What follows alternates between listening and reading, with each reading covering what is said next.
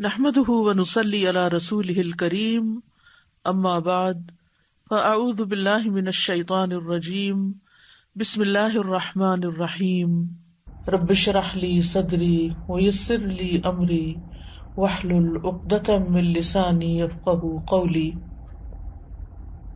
جیسا کہ آپ سب جانتے ہیں کہ نیا سال شروع ہو چکا ہے محرم الحرام کے مہینے سے۔ محرم اللہ کا مہینہ ہے، ہجری سال کا پہلا مہینہ، اور یہ حرمت والے مہینوں میں سے سب سے آخری مہینہ ہے، یعنی 3 جو پے در پے مہینے ہیں ان میں سے آخری مہینہ ہے۔ اور وہ پے در پے مہینے ذوالقعدہ، ذوالحجہ اور محرم ہیں، اور رجب الگ سے ہے۔ مہینوں کی گنتی کے بارے میں سورۃ التوبہ میں اللہ سبحانہ وتعالیٰ ارشاد فرماتے ہیں، بے شک مہینوں کی گنتی اللہ کے نزدیک اللہ کی کتاب میں 12 مہینے ہیں۔ جس دن اس نے آسمان اور زمین کو پیدا کیا، یعنی اس دن سے اللہ نے 12 مہینے بنائے۔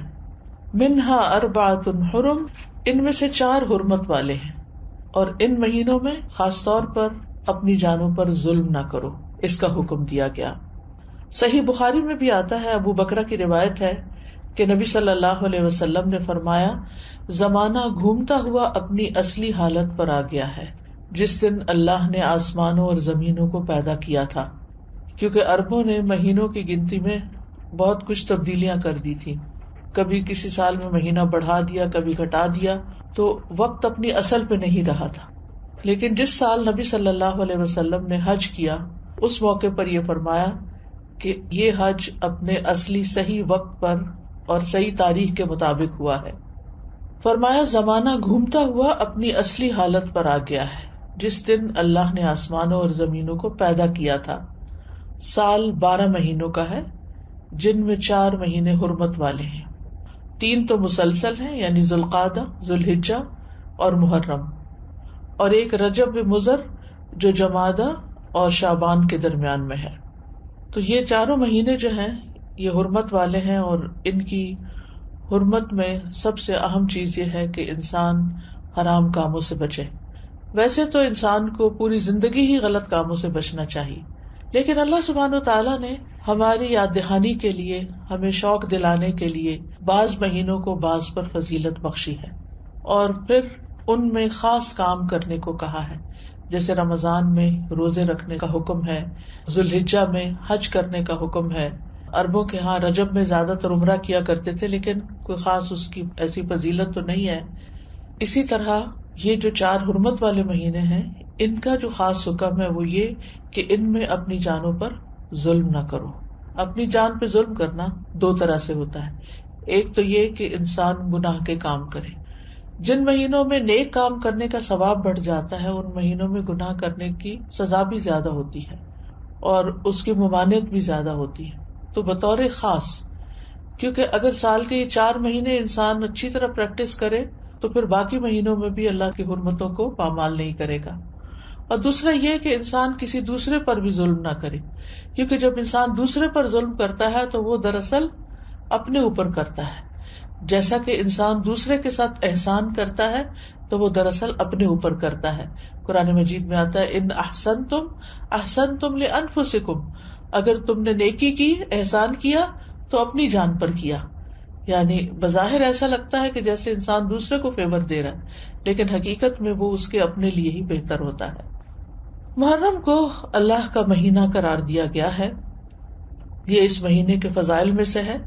نبی صلی اللہ علیہ وسلم نے اس کے بارے میں فرمایا، ان ابی ہریرہ رضی اللہ عنہ قال قال رسول اللہ صلی اللہ علیہ وسلم، افضل الصیام بعد رمضان شہر اللہ المحرم۔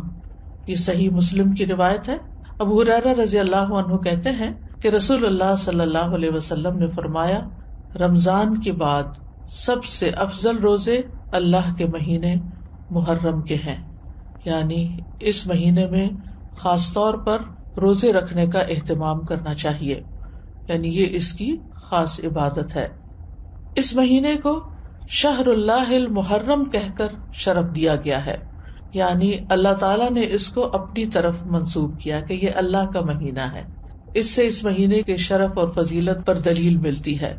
اللہ سبحانہ وتعالیٰ اپنی خاص خاص مخلوقات کو اپنی طرف، جیسے اللہ سبحانہ وتعالیٰ نے محمد صلی اللہ علیہ وسلم کو، ابراہیم علیہ السلام کو، اسحاق علیہ السلام کو، یعقوب علیہ السلام کو اور دیگر انبیاء کو اپنی عبودیت کی طرف منسوب کیا ہے کہ یہ اللہ کے بندے ہیں، ان کو اپنا بندہ قرار دیا ہے۔ اسی طرح خانہ کعبہ کو اللہ تعالیٰ نے بیت اللہ کہا ہے، اللہ کا گھر۔ اسی طرح قوم سمود کی اونٹنی کو اللہ تعالیٰ نے ناقۃ اللہ کہا، اللہ کی اونٹنی۔ تو جس چیز کو اللہ تعالیٰ اپنی طرف منسوب کرے وہ اس کی خاص عزت اور تشریف کی وجہ سے ہوتا ہے، یعنی اس کی خاص امپورٹنس کی وجہ سے ہوتا ہے۔ اگرچہ حرمت والے مہینے 4 ہیں، لیکن ان چاروں میں سے پھر افضل جو ہے وہ محرم ہے۔ حسن بصری رحمت اللہ علیہ کہتے ہیں کہ حرمت کے مہینوں میں سے بھی سب سے افضل مہینہ محرم کا ہے۔ اگر دیکھا جائے تو سال کا آغاز اور اختتام دونوں ہی حرمت والے مہینوں سے ہوتے ہیں۔ حسن بصری کہتے ہیں کہ اللہ نے سال کو حرمت والے مہینے سے شروع کیا، یعنی محرم سے شروع کیا، اور سال کا اختتام بھی حرمت والے مہینے کے ساتھ کیا، یعنی ذوالحجہ کے ساتھ۔ اور پھر اللہ کے نزدیک ہجری سال میں رمضان کے بعد محرم سے زیادہ اور کوئی مہینہ عظمت والا نہیں۔ تو اس سے آپ اندازہ لگا سکتے ہیں کہ اس مہینے کی کتنی فضیلت ہے۔ اور محرم میں سے بھی پہلے 10 دن زیادہ فضیلت کے ہیں۔ سلف صالحین 3 عشروں کی تعظیم کیا کرتے تھے۔ ابو عثمان نہدی رحمہ اللہ کہتے ہیں کہ سلف صالحین 3 عشروں کی تعظیم کرتے تھے: رمضان کے آخری 10 دن، ذوالحجہ کے پہلے 10 دن اور ماہ محرم کے پہلے 10 دن۔ یعنی یہ 3 جیسے دھاکے جن کو کہتے ہیں، یعنی 10 دن پر مشتمل دن، یہ باقی دنوں کی نسبت زیادہ اہمیت کے حامل ہیں۔ حرمت والے مہینوں میں خاص طور پر ظلم کی ممانعت ہے۔ اللہ سبحانہ وتعالیٰ نے ان مہینوں میں جان پر ظلم کرنے سے منع کیا، فرمایا فَلَا تَظْلِمُوا فِيهِنَّ أَنفُسَكُمْ، لہذا ان مہینوں میں خاص طور پر اس چیز کا اہتمام کرنا ضروری ہے، یعنی حرمت والے مہینوں میں ظلم کی سنگینی کا ذکر ہے، یعنی اس میں ظلم کرنا، کسی بھی انسان پر، کسی جاندار پر، کسی بھی چیز پر کسی کا بھی حق نہ دینا، یہ زیادہ بڑا گناہ ہے، یعنی دوسرے مہینوں کی نسبت۔ اگرچہ سارا سال ہی منع ہے، ہر حال میں ہی ظلم سنگین ہوتا ہے، لیکن ان مہینوں میں بطور خاص منع کیا گیا ہے۔ پھر ایک اور بات یہ ہے کہ محرم کے مہینے میں خاص عبادت جو ہے وہ روزے رکھنے کی ہے۔ تو اس مہینے میں اللہ کی توفیق سے اگر ممکن ہو تو کثرت سے روزے رکھنا مستحب ہے۔ روزوں کے اعتبار سے رمضان کے بعد سب سے افضل مہینہ ہے۔ صحیح مسلم کی روایت ہے، ابو ہریرہ کہتے ہیں کہ رسول اللہ صلی اللہ علیہ وسلم نے فرمایا، رمضان کے بعد سب سے افضل روزے اللہ کے مہینے محرم کے ہیں۔ ابن رجب کہتے ہیں کہ یہ حدیث اس معنی میں واضح اور صریح ہے کہ رمضان کے بعد نفلی روزوں میں افضل ترین روزے اللہ کے مہینے محرم کے روزے ہیں، اور یہ سب نفلی روزے ہیں۔ فرض روزوں سے پہلے محرم میں روزے رکھے جاتے تھے، پھر جب فرض روزے رمضان میں ہو گئے تو پھر محرم کے روزے جو ہیں وہ نفلی ہو گئے۔ نبی صلی اللہ علیہ وسلم صرف شعبان میں کثرت سے روزے رکھتے تھے۔ عائشہ رضی اللہ تعالی عنہا روایت کرتی ہیں کہ نبی صلی اللہ علیہ وسلم شعبان کے مہینے سے زیادہ کسی اور مہینے میں نفلی روزے نہیں رکھتے تھے، مطلب آپ نے محرم کا سارا مہینہ روزے نہیں رکھے یا شعبان سے زیادہ نہیں رکھے۔ اسی طرح صحیح بخاری کی روایت ہے، ابن عباس کہتے ہیں نبی صلی اللہ علیہ وسلم نے رمضان کے سوا کبھی پورا 1 مہینہ روزے نہیں رکھے۔ تو اگرچہ اس مہینے کے روزے افضل ہیں، لیکن پورا مہینہ رکھنے کی ضرورت نہیں ہے۔ آپ روزے رکھتے حتیٰ کہ کہنے والا کہتا واللہ آپ کبھی افطار نہیں کریں گے، یعنی مسلسل رکھتے چلے جاتے تھے، اور افطار کرتے یعنی چھوڑ دیتے روزے رکھنا حتیٰ کہ کہنے والا کہتا اللہ کی قسم آپ کبھی روزے نہیں رکھیں گے۔ تو اس میں آپ کا جو پیٹرن تھا تسلسل کے ساتھ روزے رکھنے کا، وہ ہمیشہ کے لیے نہیں ہوتا تھا۔ اور یہ کیوں نہیں کیا آپ نے؟ اس لیے نہیں کہ آپ کے اندر طاقت نہیں تھی، اس لیے کہ امت کے لیے مشکل نہ ہو، کیونکہ امت میں بہت سارے لوگ ایسے ہوتے ہیں جو نبی صلی اللہ علیہ وسلم کی ہر بات کو کاپی کرنا چاہتے ہیں، ہر سنت کی پیروی کرنا چاہتے ہیں، تو پھر یہ چیز مشکل ہو جاتی۔ اب سوال یہ پیدا ہوتا ہے کہ نبی صلی اللہ علیہ وسلم محرم کی بجائے شعبان میں کثرت سے روزے کیوں رکھتے تھے؟ علماء کو اس مسئلے میں اشکال ہوا ہے کہ اگر محرم زیادہ افضل ہے تو آپ شعبان میں کیوں زیادہ روزے رکھتے؟ کہ آپ نے صراحت کے ساتھ یہ فرمایا کہ ماہ محرم کے روزے جو ہیں وہ افضل ہیں، تو اس میں بعض علماء یہ کہتے ہیں کہ شاید آپ کو محرم کی فضیلت کا علم زندگی کے آخری ایام میں ہوا، یعنی شروع سے نہیں یہ بات بتائی گئی. اور یہ بھی ہو سکتا ہے کہ اس مہینے میں آپ کو کئی عذر پیش آ جاتے تھے جس کی وجہ سے آپ یہ روزے نہیں رکھ سکتے تھے، جیسے سفر ہے یا بیماری کا لاحق ہونا ہے. لیکن چونکہ آپ نے فرما دیا ہے کہ یہ افضل ہے تو بہرحال یہ افضل ہے، یعنی اس مہینے میں روزے رکھنا. اور اس مہینے میں سے بھی خاص طور پر 10ویں تاریخ کا روزہ رکھنا. جمہور علماء کے نزدیک عاشورہ محرم کا 10واں دن ہے اور اس دن روزہ رکھنا جو ہے وہ مستحب ہے. اور عاشورہ ایک اسلامی نام ہے، جاہلیت میں یہ نام معلوم نہیں تھا، کوئی اسے جانتا نہ تھا، یعنی اس وقت 10 محرم کو عاشورہ نہیں کہتے تھے. تو عاشورہ کا روزہ جو ہے یہ مستحب ہے اور اس کی بہت فضیلت ہے. صحیح مسلم میں آتا ہے رسول اللہ صلی اللہ علیہ وسلم نے فرمایا، اور یوم عاشورہ کا روزہ میں امید رکھتا ہوں کہ پچھلے سال کے گناہوں کا کفارہ بن جائے گا، پچھلے سال کے گناہوں کا کفارہ بن جائے گا. ان یکفر السنۃ التی قبلہ. اب یہ گناہوں میں سے کیا مراد ہے؟ اس کے بارے میں آتا ہے کہ عاشورہ کا روزہ تمام صغیرہ گناہوں کا کفارہ بنتا ہے اور کبیرہ گناہوں میں کمی کا باعث بنتا ہے، یعنی اس میں تخفیف ہوتی. کبیرہ گناہوں کا کفارہ نہیں بنتا. مثلا اگر کسی نے کسی کو قتل کر دیا، اللہ نہ کرے، یا اسی طرح کوئی شراب پیتا ہے یا کوئی زنا کرتا ہے یا کوئی اور اس طرح کے بڑے بڑے گناہوں کے کام کرتا ہے اور وہ کہے کہ میں عاشورہ کا روزہ رکھ لوں گا اور میرا سب کچھ معاف ہو جائے گا، تو ایسا نہیں ہے. کبیرہ گناہوں پر حدود بھی ہیں، کبیرہ گناہوں پر بعض اوقات کفارہ بھی ہے، توبہ ہے، یعنی ان کا معاملہ الگ ہے. لیکن چھوٹے چھوٹے گناہ جو انسان سے ہو جاتے ہیں، کوتاہیاں ہو جاتی ہیں، غفلتیں ہو جاتی ہیں، تو ان کا کفارہ جو ہے وہ 10 محرم کے روزے سے ہوتا ہے، 1 سال کا. اور اگر کسی کے اعمال نامے میں صغیرہ گناہ نہ ہو، خوش قسمت ہو، تو پھر اس کے اعمال نامے میں اس روزے کے بدلے نیکیاں لکھ لی جاتی ہیں اور اس کے درجات بلند کر دیے جاتے ہیں. اور پھر اگر کسی کا کوئی ایک آدھ کبیرہ گناہ ہو، جیسے والدین کو ستانا ہے یا کوئی اور اس طرح کے کام ہے، یا غیبت کر لی کسی نے، کسی پہ الزام لگا دیا ناسمجھی میں، کچھ ہوتے ہیں جان بوجھ کے کرنا، کچھ ہوتے ہیں کہ ایسی منہ سے بات نکل جاتی، یعنی آپ کا ارادہ نہیں تھا کہ کسی کی آپ برائی کرے، لیکن کسی نے آپ کے سامنے کسی کی شکایت کی تو آپ نے بھی کوئی ساتھ جملہ بول دیا. کئی دفعہ ایسے ہوتا ہے نا کہ ہاں وہ تو ہے ہی ایسا، آپ نے تائید کر دی. تو اب بہرحال آپ نے کسی کی برائی تو کر ہی دی، تو ہو سکتا ہے کہ کسی کے اعمال نامے میں بہت زیادہ ایسی چیزیں نہ ہوں، خال کبھی کبھار کی ہوئی ہوں، تو پھر امید کی جا سکتی ہے کہ اس کے لیے ان گناہوں سے بھی کفارے کا باعث بنے گا. پھر اہل و عیال اور اپنے ماتحت لوگوں کو بھی اس دن روزہ رکھوانا چاہیے، یعنی صرف آپ خود ہی نہ رکھ لیں، اپنے بچوں کو بھی کہیں، گھر میں بھی بتائیں، رشتے داروں کو بتائیں، اوروں کو بھی قائل کریں. یعنی انسان کو چاہیے کہ اپنے اہل و عیال اور جن لوگوں کی ذمہ داری اس پہ عائد ہوتی ہے ان کے بارے میں اس روزے کے حوالے سے خاص خیال رکھیں. سحری کے لیے ان کو جگائیں، ان کو سحری بنا کے دیں، ان کو روزہ رکھنے پر مدد کریں، تو ان کا بھی ثواب آپ کو مل جائے گا. ربیہ بنت معوذ رضی اللہ عنہما سے روایت ہے، وہ کہتی ہیں کہ نبی صلی اللہ علیہ وسلم نے عاشورہ کے دن صبح کے وقت انصار کی بستیوں میں یہ پیغام بھیجا کہ جس نے آج روزہ نہ رکھا ہو وہ باقی دن کچھ نہ کھائے، اور جس نے روزہ رکھا ہو وہ روزے سے رہے. یعنی جس نے تو صبح سے کچھ نہیں کھایا وہ اب کچھ نہ کھائے، اور جس نے اگر کچھ کھا بھی لیا باقی دن کا روزہ رکھ لے. یعنی اتنی تاکید ہے. ربیہ کہتی ہیں کہ اس حکم کے بعد ہم عاشورہ کا روزہ رکھتی تھیں اور اپنے بچوں کو بھی رکھواتی، نیز انہیں بہلانے کے لیے ہم روئی کے کھلونے بنا دیتی. جب ان میں سے کوئی کھانے کے لیے روتا تو ہم اسے وہ کھلونا دے دیتی، یہاں تک کہ افطار کا وقت آ جاتا، یعنی بہلا پسلا کے بچوں کو بھی روزہ رکھوا دیتی. تو اس سے اندازہ کریں کہ اس روزے کی کتنی اہمیت ہے.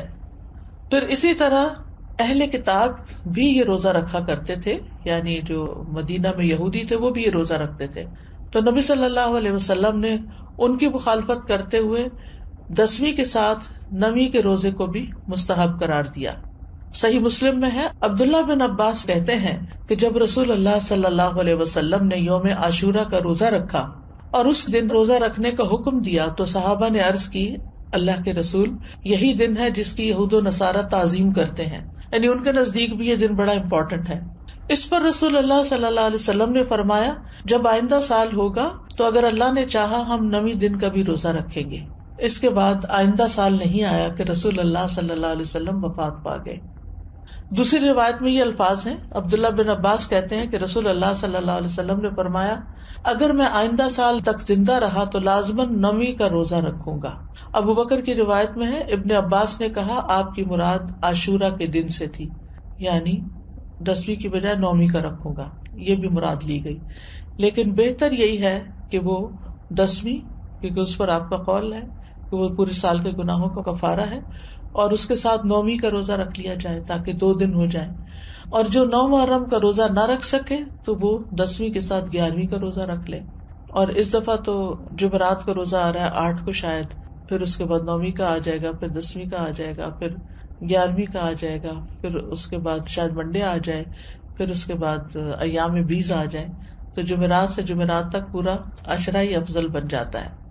اور اسی طرح چاند کی تاریخ میں غلطی کا اندیشہ ہو تو 3 دن روزہ رکھ لیں، 9، 10، 11 کو رکھ لیں، تو اس بات میں کوئی رکاوٹ نہیں کہ 10ویں تاریخ کے بارے میں احتیاط برتی جائے۔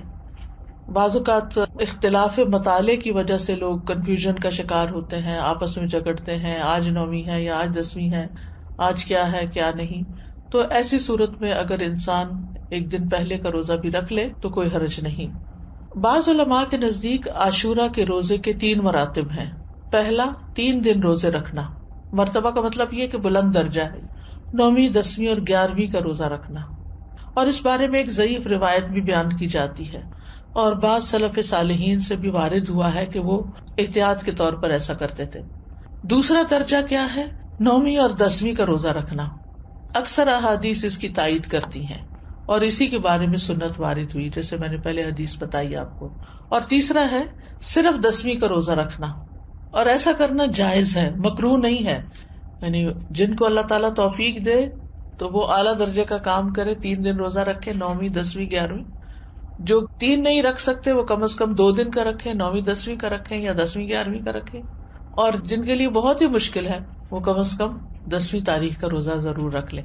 یہ بات واضح کرنا اس لیے ضروری ہے کہ اگر کوئی 9 اور 10 کا نہیں رکھ سکتا، صرف 10 کا رکھ رہا ہے، تو اس پر نکیر نہ کی جائے، اس کو برا بھلا نہ کہا جائے، یا یہ نہ کہا جائے کہ تم نے غلط کیا۔ یہ غلط نہیں ہے، یہ درجے اور مرتبے ہیں۔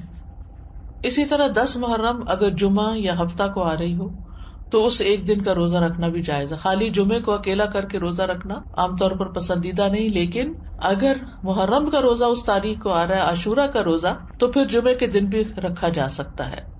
پھر اسی طرح اگر فرض روزوں کی قضا باقی ہو، عموماً یہ کہا جاتا ہے نا کہ اگر آپ کے اوپر فرض روزے ہیں تو پہلے وہ پورے کریں پھر نفل پہ آئیں، لیکن اس روزے کی فضیلت کی وجہ سے آپ اس دن کا روزہ رکھ لیں، پھر اس کے بعد باقی قضا پوری کر لیں۔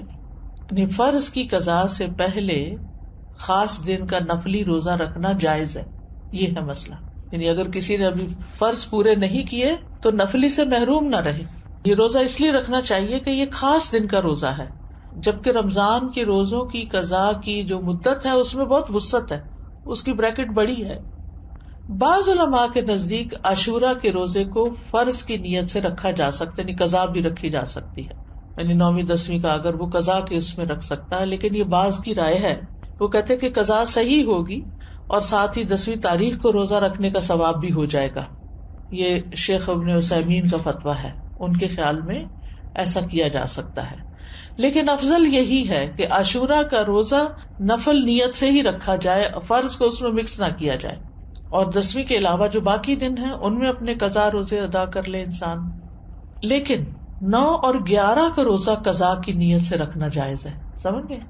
یعنی 10ویں کا روزہ قضا کی نیت سے نہ رکھے، لیکن 9ویں اور 11ویں کا رکھ لے، کیونکہ 9ویں اور 11ویں کے روزے کی کوئی خاص فضیلت نہیں بتائی گئی۔ پھر اسی طرح حالت سفر میں اگرچہ روزہ رکھنا منع ہے، لیکن اگر مشقت نہ ہو تو عاشورہ کا روزہ سفر میں بھی رکھا جا سکتا ہے، یعنی اگر آپ ٹریول کر رہے ہیں تو بھی آپ روزہ رکھ سکتے ہیں، لیکن حائضہ اور نفاس والی عورت کے لیے عاشورہ کا روزہ رکھنا منع ہے، جیسے رمضان کے روزے رکھنا منع ہے۔ رمضان کے روزوں کی قضا ہے لیکن عاشورہ کے روزے کی قضا نہیں ہے، یعنی اگر کسی خاتون سے عاشورہ کا روزہ چھٹ گیا ہے شرعی عذر کی وجہ سے، پیریڈز کی وجہ سے یا نفاس کی وجہ سے، تو ایسی صورت میں اس کو محرم کے کسی اور دن عاشورہ کا روزہ رکھنے کی ضرورت نہیں ہے۔ محرم کے روزے ویسے ہی افضل ہیں تو وہ روزہ رکھ لے۔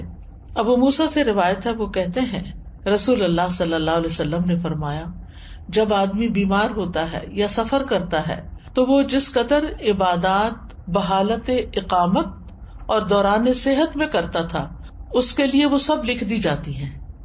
یعنی اگر ایک خاتون ہے ہر سال روزہ رکھتی ہیں عاشورہ کا، لیکن اس سال وہ شرعی عذر کی وجہ سے نہیں رکھ سکتی، تو بعض اوقات پریشان ہونے لگتے ہیں، وہ کمپلین کرنے لگتے ہیں، کیا بنے گا، کیا ہو گیا، یہ کیوں ہو گیا، وہ کیوں ہو گیا۔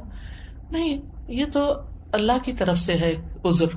کوئی بھی خاتون خود اپنے ایام تو نہیں شروع کر سکتی، تو ایک فطری طریقہ ہے، اور اس کو اپنے وقت پر ہی جب اللہ کا حکم ہوتا ہے شروع ہونا ہوتا ہے، تو ایسی صورت میں اس کو یہ تسلی رکھنی چاہیے کہ میں نے صحت کی حالت میں جو روزے رکھے ہیں، انشاءاللہ اگر اس دفعہ میں عذر کی وجہ سے نہیں رکھ سکتی تو اللہ تعالیٰ مجھے اس کا بھی اجر دے دے گا۔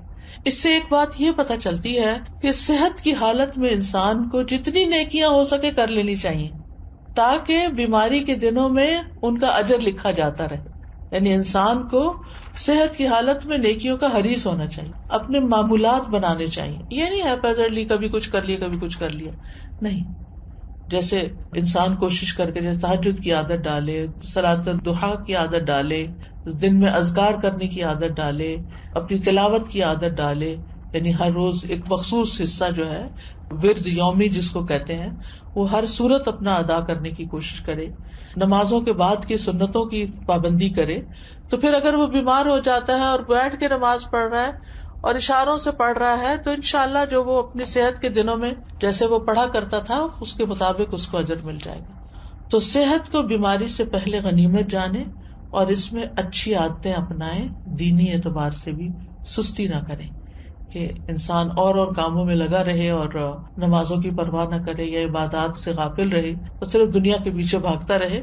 نہیں، عام دنوں میں، صحت کے دنوں میں انسان پابندی کرے تاکہ اس کا اجر محفوظ ہو جائے، کیونکہ اگر کوئی زندہ رہتا ہے تو بڑھاپا تو آنا ہی آنا ہے اور بڑھاپے کی کمزوریاں بھی لاحق ہونی ہے۔ یہ الگ بات ہے کہ کچھ لوگوں کو اللہ سبحانہ وتعالیٰ ایسی توفیق دیتا ہے کہ وہ بڑھاپے میں بھی اپنی عبادت جاری رکھتے ہیں، بلکہ وہ جوانی سے بھی زیادہ اس میں عبادت کرتے ہیں کہ اب فرصت ہو گئی، فراغت ہو گئی، اور یہ اللہ ہی کی توفیق سے ہوتا ہے۔ تو عام دنوں میں جو کی جانے والی عبادت ہے اس کو انسان شوق سے کرے، پابندی کے ساتھ کرے، چھوٹی چھوٹی باتوں پر ان چیزوں کو چھوڑ نہ دے۔ عاشورہ کا روزہ پہلے فرض تھا، بعد میں اس کی فرضیت منسوخ ہو گئی تھی، مستحب ہو گیا تھا۔ حضرت عائشہ کہتی ہیں کہ رمضان کے روزے فرض کیے جانے سے پہلے رسول اللہ صلی اللہ علیہ وسلم عاشورہ کے روزے کا حکم دیا کرتے تھے۔ اس کے بعد جب رمضان کا مہینہ فرض کر دیا گیا تو جو چاہتا عاشورہ کے دن روزہ رکھ لیتا اور جو چاہتا نہ رکھتا۔ نبی صلی اللہ علیہ وسلم نے اس دن کو روزہ رکھنے کو پسند کیا، اسی لیے اس کو مستحب کہا جاتا ہے، پسندیدہ کہا جاتا ہے۔ معاویہ بن ابی سفیان کہتے ہیں، میں نے رسول اللہ صلی اللہ علیہ وسلم سے اس دن کے بارے میں سنا، آپ فرما رہے تھے یہ عاشورہ کا دن ہے، اللہ نے تم پر اس کا روزہ فرض نہیں کیا، میں روزے سے ہوں، تم میں سے جو اس کا روزہ رکھنا پسند کرے وہ روزہ رکھے اور جو روزہ نہ رکھنا چاہے وہ نہ رکھے۔ یعنی نفلی روزہ ہے، اس لیے اگر کوئی نہیں رکھنا چاہتا تو میں اس کو پابند نہیں کرتا۔ تو فرض فرض ہے اور نفل نفل ہے، لیکن آپ جانتے ہیں کہ نوافل کے ادا کرنے سے بھی انسان اللہ کی محبت پاتا ہے۔ پھر ایک اور روایت کے مطابق آپ نے اس دن روزہ رکھنے کے بارے میں لوگوں کو اختیار دیا تھا۔ صحیح مسلم میں ہے، عبداللہ ابن عمر رضی اللہ عنہ سے روایت ہے کہ اہل جاہلیت عاشورہ کے دن کا روزہ رکھتے تھے اور رسول اللہ صلی اللہ علیہ وسلم اور مسلمانوں نے بھی رمضان کی فرضیت سے پہلے اس کا روزہ رکھا۔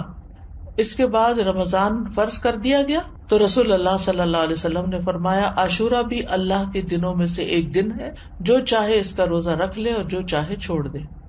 لیکن یہ یاد رکھیے کہ عرفہ کا روزہ عاشورہ کے روزے سے افضل ہے۔ ابھی پچھلے مہینے جو عرفہ کا روزہ رکھا گیا تھا 9 تاریخ کا روزہ، وہ 2 سال کے گناہوں کا کفارہ ہے، جبکہ محرم کا روزہ جو ہے وہ 1 سال کے گناہوں کا کفارہ ہے۔ اس کی حکمت کے بارے میں کہا جاتا ہے کہ 10ویں محرم کا روزہ موسیٰ علیہ السلام کی طرف منسوب ہے اور عرفہ کا روزہ نبی صلی اللہ علیہ وسلم کی طرف منسوب ہے۔ جیسا کہ آپ جانتے ہیں کہ موسیٰ علیہ السلام کو اللہ تعالیٰ نے اس دن فرعون سے نجات دی تھی جب وہ سمندر پار کر آئے تھے بنی اسرائیل کے ساتھ، تو اس کے لیے شکرانے کے طور پر بنی اسرائیل اس کا روزہ رکھا کرتے تھے۔ اور یہ ہماری شریعت کے خصائص میں سے ہے کہ نبی صلی اللہ علیہ وسلم کی طرف جو چیز منسوب ہو، آپ کی برکت کی وجہ سے اس کا اجر زیادہ کر دیا جاتا ہے۔ ویسے بھی اس امت کے اجر باقی امتوں کے مقابلے میں زیادہ ہے۔ اسی طرح کچھ اور وجوہات بھی بتائی گئی ہیں، اور یہ کہا جاتا ہے کہ عرفہ کا دن جو ہے وہ حرمت کے مہینوں میں سے درمیانی مہینے میں، اس سے پہلے بھی حرمت والا مہینہ، اس کے بعد بھی۔ یہ ایک رائے ہے۔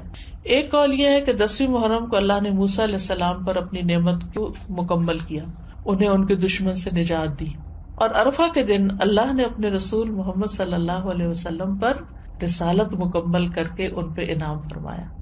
الیوم اکملت لکم دینکم واتممت علیکم نعمتی ورضیت لکم الاسلام دینا۔ اور دین میں حاصل ہونے والی مکمل نعمت جسم میں حاصل ہونے والی مکمل نعمت سے زیادہ افضل ہے۔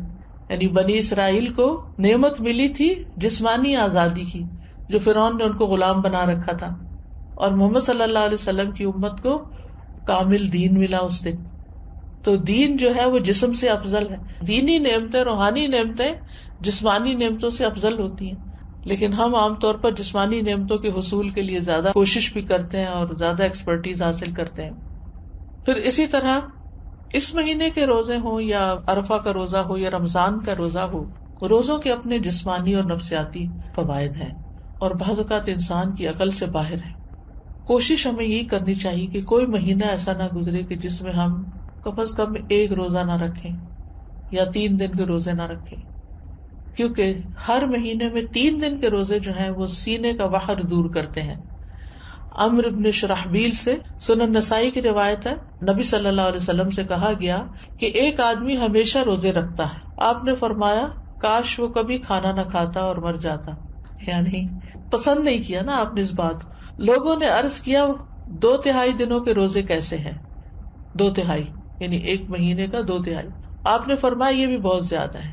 انہوں نے کہا نصف دنوں کے، آپ نے فرمایا یہ بھی زیادہ ہے۔ 2/3 نے 20 دن روزے، اور 1/3 10 دن کے روزے۔ پھر فرمایا میں تمہیں وہ روزے نہ بتاؤں جو سینے کا کینہ، دل کے مفاسد دور کرنے کے لیے کافی ہیں؟ ہر ماہ میں 3 دن کے روزے، تو ہر ماہ میں 3 دن کے روزے ایام 20 کے روزے ہو سکتے ہیں، یا آپ سوموار جمعرات میں سے کوئی ہر ہفتے ایک کر کے، ویسے تو 4 ہفتے بنتے ہیں لیکن 3 ہفتے لے لیجئے اور ایک روزہ ان دنوں میں سے کسی دن رکھ لیجئے۔ ہر مہینے کے 3 روزوں کا جو اجر ہے وہ بہت زیادہ ہے، زمانے بھر کے روزوں کا اجر لکھا جاتا ہے، یعنی ایک روزہ 10 کے برابر ہے، 10 دن کا، یعنی مہینے میں 3 عشرے ہوتے ہیں نا، تو آپ نے 3 روزے رکھے تو وہ 3 عشروں کے برابر ہو گئے، تو سارا سال آپ ایسا کر رہے ہیں تو گویا آپ پوری زندگی روزے سے ہی ہیں۔ پھر یہ کہ نفس سے شیطان کے وسوسے کو ختم کرتا ہے، سبحان اللہ۔ روزہ جو ہے یہ باہر دور کرتا ہے، یہ جو وسوسے ہمیں ستاتے ہیں نا، بعض اوقات نعوذ باللہ اللہ تعالیٰ کے بارے میں کوئی ایسی بات ذہن میں ڈال دیتا ہے، کوئی رسول اللہ صلی اللہ علیہ وسلم کے بارے میں، دین کے بارے میں، قرآن کے بارے میں، انسانوں کے بارے میں۔ شیطان کا تو کام ہی وسوسے ڈالنا ہے۔ من شر الوسواس الخناس الذی یوسوس فی صدور الناس من الجنۃ والناس۔ تو روزہ رکھنے سے شیطان کے وسوسوں سے نجات ملتی ہے۔ شیطان جسم میں خون کی طرح دوڑتا ہے، تو جب ہم زیادہ کھاتے پیتے ہیں، ہماری سرکولیشن زیادہ ہوتی ہے تو اس کی بھی ایکٹیویٹی زیادہ ہوتی ہے، اور جب ہم روزہ رکھتے ہیں تو وہ رگیں تنگ ہوتی ہیں اور شیطان کو تنگی ہوتی ہے، تو وہ اپنا کام بہتر طور پہ نہیں کر سکتا۔ پھر اسی طرح یہ بھی آتا ہے کہ یہ روزے دار کے دل کو کینے، بغض سے اور عداوت سے پاک کر دیتے ہیں۔ بعض اوقات انسان اپنے آپ سے ہی پریشان اور تنگ ہوتا ہے کہ کچھ لوگوں کے بارے میں اس کے دل میں جو غصہ یا غضب ہوتا ہے وہ نکلتا نہیں۔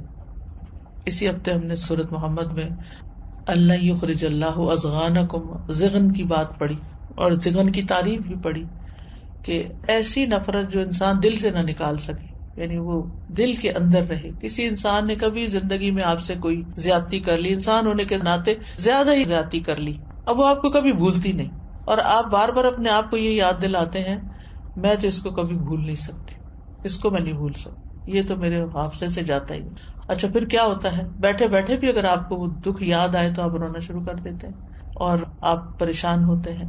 تو ایسے سارے بوجھ اتار دینے چاہیے دل سے، یعنی بجائے اس کے کہ انسان ان کو پالے اور غمگین رہے اور پریشان رہے، ہلکا پھلکا رہے. لیکن یہ اتنا آسان نہیں ہے. اس میں ایک تو یہ ہے کہ انسان اپنے آپ کو پازیٹیو اسٹروکس دے کہ میں نے معاف کر دیا، میں معاف کر دوں گی، میں اپنے دل سے نکال دوں گی، مجھے اس سے کچھ لینا دینا نہیں، مجھے اس کا بدلہ نہیں لینا، میں اس کو معاف کر رہی ہوں، اللہ مجھے معاف کر دے، میں اپنے دل سے نکال رہی ہوں. یعنی باقاعدہ پھر وہ امیج بنتے ہیں کہ نکال دیا نکال دیا نکال دیا. اور اس میں روزے آپ کو مدد دیں گے کہ آپ ان مصیبتوں سے باہر نکلیں. پھر یہ روزے دل کو نرم کرتے ہیں، سختی ختم کرتے ہیں، پریشانی اور کدورت کو دور کرتے ہیں، سینے کو خوشی سے بھر دیتے ہیں. یعنی انسان کے جسم کے اندر کچھ ہارمونز ایسے پروڈیوس ہوتے ہیں کہ جو اس کی تکلیف کو دور کرتے ہیں، نہ صرف جسمانی بلکہ اس کے ساتھ ساتھ پریشانی بھی دور ہوتی ہے. دل کے غم اور رنجیدہ ہونے کا مؤثر علاج ہے. یعنی جس کا دل اکثر غمگین رہتا ہو، اٹھتے بیٹھتے کبھی کسی کی یاد ستائے، کبھی کسی کا رویہ ستائے، تو اس کو یہ پریکٹس شروع کرنی چاہیے، یعنی روزے رکھنے چاہیے. اب تو بہت سی اس پہ تحقیقات بھی ہو چکی ہیں کہ بہت سے جسمانی امراض کے لیے، فزیکل ایلمنٹس کے علاج کے لیے روزے جو ہیں یہ بہت فائدہ دیتے ہیں. خاص طور پر 3 روزے مہینے کے جو ہیں سینے کا وحر دور کرتے ہیں، وسوسہ، کینہ، عداوت، غصہ، کڑنا، جلنا، دل کی سختی، کدورت، یہ ساری چیزیں رفع دفع ہو جاتی ہیں ان روزوں کی برکت سے. امام سیوطی جو ہیں وہ نسائی کی شرح میں وحر الصدر جو ہے اس کے بارے میں کہتے ہیں کہ النہایہ ایک لغت کی کتاب ہے، اس کے مصنف کہتے ہیں یعنی یہ کینے اور وسوسے سے باہر ہوتا ہے. ایک قول ہے یہ کینہ اور غصہ ہوتا ہے، ایک قول ہے کہ اس سے مراد عداوت ہے، ایک قول ہے اس سے مراد شدید ترین غصہ ہے. سندھی کہتے ہیں یہ روزے ان کیفیات کو ختم کر دیتے ہیں، یعنی وسوسوں وغیرہ کو ختم کر دیتے ہیں، کدورتوں اور سختیوں کو ختم کر دیتے ہیں. لیکن روزہ اللہ کی خوشنودی کے لیے رکھنا چاہیے، اس نیت سے نہیں رکھنا چاہیے کہ میرے سینے کا کینہ دور ہو جائے. یہ یاد رکھیے، عبادت ساری کی ساری اللہ کی رضا کے لیے ہونی چاہیے، ثواب حاصل کرنے کی نیت سے ہونی چاہیے.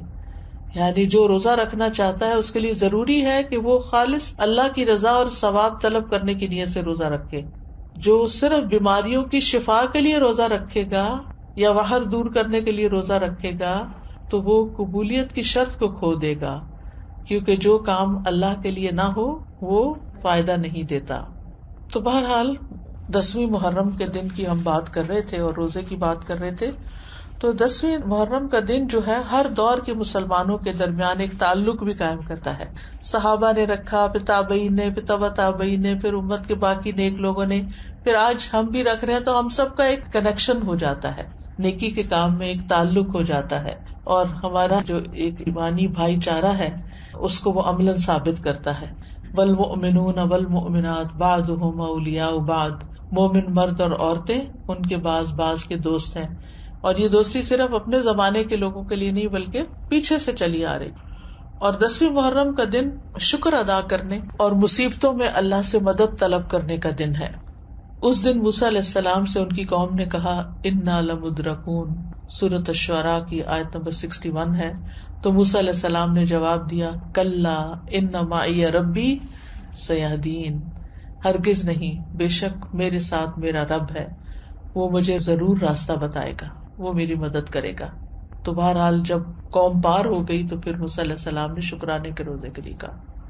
جاہلیت میں لوگ اس دن کی تعظیم کرتے تھے اور اس دن کعبے کا غلاف پہناتے تھے، یعنی یہ دن انہوں نے کعبے پر غلاف پہنانے کے لیے خاص کیا ہوا تھا.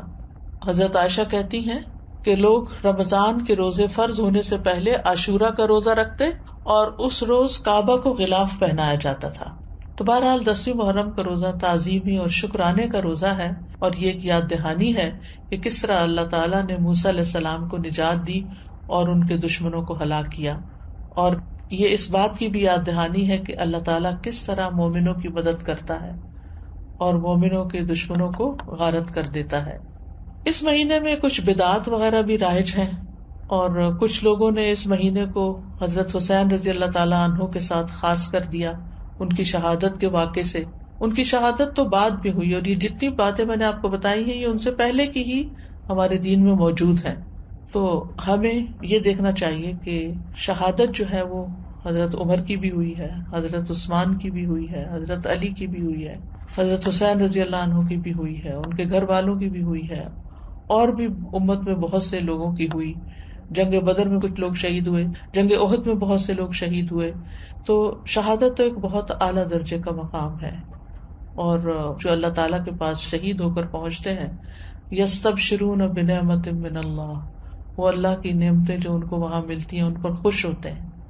تو اس لیے ہمیں ان کے لیے دعا کرنی چاہیے، لیکن دین میں ایسے کام نہیں کرنے چاہیے جو نبی صلی اللہ علیہ وسلم نے نہیں کیے، بلکہ ان سے منع بھی کیا۔ آپ صلی اللہ علیہ وسلم نے فرمایا، وہ شخص ہم میں سے نہیں جو اپنے رخسار پیٹے، کپڑے پھاڑے اور جاہلیت کی باتوں کی طرح باتیں کرے۔ مومن مصیبت کے وقت صبر کرتا ہے، اجر کی نیت رکھتا ہے، تقدیر پہ راضی رہتا ہے۔ تو اس دن کو نہ ہی جشن کا دن بنانا چاہیے اور نہ ہی غم کا دن بنا لینا چاہیے، بلکہ وہ کرنا چاہیے جس کی ہمیں قرآن و سنت سے تعلیم ملتی ہے۔ بس دعا ہے کہ اللہ تعالی ہمیں روزے رکھنے کی توفیق عطا فرما دے، کیونکہ واقعی یہ ایک بڑا جہاد ہے نفس سے، اور خاص طور پر جب انسان بیمار ہو جاتا ہے تو اس صورت میں اور بھی مشکل ہو جاتا ہے، اور جو عمر بڑھتی جاتی ہے، لیکن اگر عادت پڑ جائے تو پھر انسان کے لیے آسان ہو جاتا ہے۔ وآخر دعوانا ان الحمد للہ رب العالمین، سبحانک اللہم وبحمدک، اشہد ان لا الہ الا انت، استغفرک واتوب الیک۔ السلام علیکم ورحمۃ اللہ وبرکاتہ۔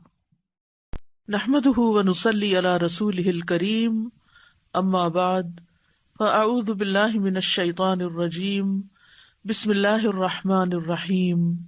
رب اشرح لی صدری ویسر لی امری واحلل عقدۃ من لسانی یفقہوا قولی۔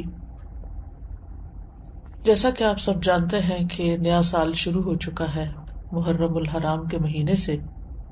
محرم اللہ کا مہینہ ہے، ہجری سال کا پہلا مہینہ، اور یہ حرمت والے مہینوں میں سے سب سے آخری مہینہ ہے، یعنی 3 جو پے در پے مہینے ہیں ان میں سے آخری مہینہ ہے۔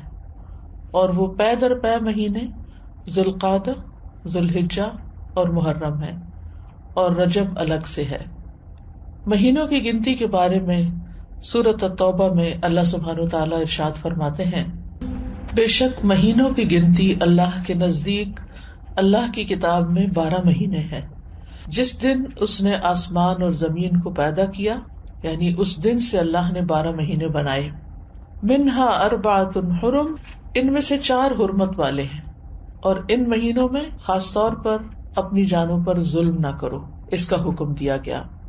صحیح بخاری میں بھی آتا ہے، ابو بکرہ کی روایت ہے کہ نبی صلی اللہ علیہ وسلم نے فرمایا، زمانہ گھومتا ہوا اپنی اصلی حالت پر آ گیا ہے جس دن اللہ نے آسمانوں اور زمینوں کو پیدا کیا تھا، کیونکہ عربوں نے مہینوں کی گنتی میں بہت کچھ تبدیلیاں کر دی تھی، کبھی کسی سال میں مہینہ بڑھا دیا، کبھی گھٹا دیا، تو وقت اپنی اصل پہ نہیں رہا تھا۔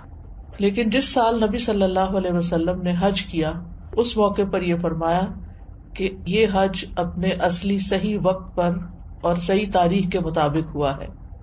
فرمایا، زمانہ گھومتا ہوا اپنی اصلی حالت پر آ گیا ہے جس دن اللہ نے آسمانوں اور زمینوں کو پیدا کیا تھا۔ سال 12 مہینوں کا ہے، جن میں 4 مہینے حرمت والے ہیں، 3 تو مسلسل ہیں، یعنی ذوالقعدہ، ذوالحجہ اور محرم، اور ایک رجب مضر جو جمادہ اور شعبان کے درمیان میں ہے۔ تو یہ 4 مہینے جو ہیں یہ حرمت والے ہیں، اور ان کی حرمت میں سب سے اہم چیز یہ ہے کہ انسان حرام کاموں سے بچے۔ ویسے تو انسان کو پوری زندگی ہی غلط کاموں سے بچنا چاہیے، لیکن اللہ سبحانہ وتعالیٰ نے ہماری یاد دہانی کے لیے، ہمیں شوق دلانے کے لیے بعض مہینوں کو بعض پر فضیلت بخشی ہے، اور پھر ان میں خاص کام کرنے کو کہا ہے، جیسے رمضان میں روزے رکھنے کا حکم ہے، ذوالحجہ میں حج کرنے کا حکم ہے، عربوں کے ہاں رجب میں زیادہ تر عمرہ کیا کرتے تھے، لیکن کوئی خاص اس کی ایسی فضیلت تو نہیں ہے۔ اسی طرح یہ جو 4 حرمت والے مہینے ہیں، ان کا جو خاص حکم ہے وہ یہ کہ ان میں اپنی جانوں پر ظلم نہ کرو۔ اپنی جان پہ ظلم کرنا 2 طرح سے ہوتا ہے۔ ایک تو یہ کہ انسان گناہ کے کام کرے۔ جن مہینوں میں نیک کام کرنے کا ثواب بڑھ جاتا ہے، ان مہینوں میں گناہ کرنے کی سزا بھی زیادہ ہوتی ہے اور اس کی ممانعت بھی زیادہ ہوتی ہے۔ تو بطور خاص، کیونکہ اگر سال کے یہ 4 مہینے انسان اچھی طرح پریکٹس کرے تو پھر باقی مہینوں میں بھی اللہ کی حرمتوں کو پامال نہیں کرے گا۔ اور دوسرا یہ کہ انسان کسی دوسرے پر بھی ظلم نہ کرے، کیونکہ جب انسان دوسرے پر ظلم کرتا ہے تو وہ دراصل اپنے اوپر کرتا ہے، جیسا کہ انسان دوسرے کے ساتھ احسان کرتا ہے تو وہ دراصل اپنے اوپر کرتا ہے۔ قرآن مجید میں آتا ہے ان احسنتم احسنتم لانفسکم، اگر تم نے نیکی کی، احسان کیا تو اپنی جان پر کیا۔ یعنی بظاہر ایسا لگتا ہے کہ جیسے انسان دوسرے کو فیور دے رہا ہے، لیکن حقیقت میں وہ اس کے اپنے لیے ہی بہتر ہوتا ہے۔ محرم کو اللہ کا مہینہ قرار دیا گیا ہے، یہ اس مہینے کے فضائل میں سے ہے۔ نبی صلی اللہ علیہ وسلم نے اس کے بارے میں فرمایا، ان ابی ہریرہ رضی اللہ عنہ قال قال رسول اللہ صلی اللہ علیہ وسلم افضل الصیام بعد رمضان شہر اللہ المحرم۔ یہ صحیح مسلم کی روایت ہے۔ ابو ہریرہ رضی اللہ عنہ کہتے ہیں کہ رسول اللہ صلی اللہ علیہ وسلم نے فرمایا، رمضان کے بعد سب سے افضل روزے اللہ کے مہینے محرم کے ہیں، یعنی اس مہینے میں خاص طور پر روزے رکھنے کا اہتمام کرنا چاہیے، یعنی یہ اس کی خاص عبادت ہے۔ اس مہینے کو شہر اللہ المحرم کہہ کر شرف دیا گیا ہے، یعنی اللہ تعالیٰ نے اس کو اپنی طرف منسوب کیا کہ یہ اللہ کا مہینہ ہے۔ اس سے اس مہینے کے شرف اور فضیلت پر دلیل ملتی ہے۔ اللہ سبحانہ وتعالیٰ اپنی خاص خاص مخلوقات کو اپنی طرف منسوب کرتا ہے، جیسے اللہ سبحانہ وتعالیٰ نے محمد صلی اللہ علیہ وسلم کو، ابراہیم علیہ السلام کو، اسحاق علیہ السلام کو، یعقوب علیہ السلام کو اور دیگر انبیاء کو اپنی عبودیت کی طرف منسوب کیا ہے کہ یہ اللہ کے بندے ہیں، ان کو اپنا بندہ قرار دیا ہے۔ اسی طرح خانہ کعبہ کو اللہ تعالیٰ نے بیت اللہ کہا ہے، اللہ کا گھر۔ اسی طرح قوم سمود کی اونٹنی کو اللہ تعالیٰ نے ناقۃ اللہ کہا، اللہ کی اونٹنی۔ تو جس چیز کو اللہ تعالیٰ اپنی طرف منسوب کرے وہ اس کی خاص عزت اور تشریف کی وجہ سے ہوتا ہے، یعنی اس کی خاص امپورٹنس کی وجہ سے ہوتا ہے۔ اگرچہ حرمت والے مہینے 4 ہیں، لیکن ان 4 میں سے پھر افضل جو ہے وہ محرم ہے۔ حسن بصری رحمت اللہ علیہ کہتے ہیں کہ حرمت کے مہینوں میں سے بھی سب سے افضل مہینہ محرم کا ہے۔ اگر دیکھا جائے تو سال کا آغاز اور اختتام دونوں ہی حرمت والے مہینوں سے ہوتے ہیں۔ حسن بصری کہتے ہیں کہ اللہ نے سال کو حرمت والے مہینے سے شروع کیا، یعنی محرم سے شروع کیا، اور سال کا اختتام بھی حرمت والے مہینے کے ساتھ کیا، یعنی ذوالحجہ کے ساتھ۔ اور پھر اللہ کے نزدیک ہجری سال میں رمضان کے بعد محرم سے زیادہ اور کوئی مہینہ عظمت والا نہیں۔ تو اس سے آپ اندازہ لگا سکتے ہیں کہ اس مہینے کی کتنی فضیلت ہے۔ اور محرم میں سے بھی پہلے 10 دن زیادہ فضیلت کے ہیں۔ سلف صالحین 3 اشروں کی تعظیم کیا کرتے تھے۔ ابو عثمان نہدی رحمہ اللہ کہتے ہیں کہ سلف صالحین 3 اشروں کی تعظیم کرتے تھے: رمضان کے آخری 10 دن، ذوالحجہ کے پہلے 10 دن اور ماہ محرم کے پہلے 10 دن۔ یعنی یہ 3 جیسے دھاکے جن کو کہتے ہیں، یعنی 10 دن پر مشتمل دن، یہ باقی دنوں کی نسبت زیادہ اہمیت کے حامل ہیں۔ حرمت والے مہینوں میں خاص طور پر ظلم کی ممانعت ہے۔ اللہ سبحانہ وتعالیٰ نے ان مہینوں میں جان پر ظلم کرنے سے منع کیا، فرمایا فَلَا تَظْلِمُوا فِيهِنَّ أَنفُسَكُمْ، لہٰذا ان مہینوں میں خاص طور پر اس چیز کا اہتمام کرنا ضروری ہے۔ یعنی حرمت والے مہینوں میں ظلم کی سنگینی کا ذکر ہے، یعنی اس میں ظلم کرنا، کسی بھی انسان پر، کسی جاندار پر، کسی بھی چیز پر کسی کا بھی حق نہ دینا، یہ زیادہ بڑا گناہ ہے، یعنی دوسرے مہینوں کی نسبت۔ اگرچہ سارا سال ہی منع ہے، ہر حال میں ظلم سنگین ہوتا ہے، لیکن ان مہینوں میں بطور خاص منع کیا گیا ہے۔ پھر ایک اور بات یہ ہے کہ محرم کے مہینے میں خاص عبادت جو ہے وہ روزے رکھنے کی ہے۔ تو اس مہینے میں اللہ کی توفیق سے اگر ممکن ہو تو کثرت سے روزے رکھنا مستحب ہے. روزوں کے اعتبار سے رمضان کے بعد سب سے افضل مہینہ ہے. صحیح مسلم کی روایت ہے، ابو ہریرہ کہتے ہیں کہ رسول اللہ صلی اللہ علیہ وسلم نے فرمایا، رمضان کے بعد سب سے افضل روزے اللہ کے مہینے محرم کے ہیں. ابن رجب کہتے ہیں کہ یہ حدیث اس معنی میں واضح اور صریح ہے کہ رمضان کے بعد نفلی روزوں میں افضل ترین روزے اللہ کے مہینے محرم کے روزے ہیں، اور یہ سب نفلی روزے ہیں. فرض روزوں سے پہلے محرم میں روزے رکھے جاتے تھے، پھر جب فرض روزے رمضان میں ہو گئے تو پھر محرم کے روزے جو ہیں وہ نفلی ہو گئے. نبی صلی اللہ علیہ وسلم صرف شعبان میں کثرت سے روزے رکھتے تھے. عائشہ رضی اللہ تعالی عنہا روایت کرتی ہیں کہ نبی صلی اللہ علیہ وسلم شعبان کے مہینے سے زیادہ کسی اور مہینے میں نفلی روزے نہیں رکھتے تھے. مطلب آپ نے محرم کا سارا مہینہ روزے نہیں رکھے یا شعبان سے زیادہ نہیں رکھے. اسی طرح صحیح بخاری کی روایت ہے، ابن عباس کہتے ہیں نبی صلی اللہ علیہ وسلم نے رمضان کے سوا کبھی پورا ایک مہینہ روزے نہیں رکھے. تو اگرچہ اس مہینے کے روزے افضل ہیں لیکن پورا مہینہ رکھنے کی ضرورت نہیں ہے. آپ روزے رکھتے حتیٰ کہ کہنے والا کہتا واللہ آپ کبھی افطار نہیں کریں گے، یعنی مسلسل رکھتے چلے جاتے تھے. اور افطار کرتے یعنی چھوڑ دیتے روزے رکھنا حتیٰ کہ کہنے والا کہتا اللہ کی قسم آپ کبھی روزے نہیں رکھیں گے. تو اس میں آپ کا جو پیٹرن تھا تسلسل کے ساتھ روزے رکھنے کا وہ ہمیشہ کے لیے نہیں ہوتا تھا. اور یہ کیوں نہیں کیا آپ نے؟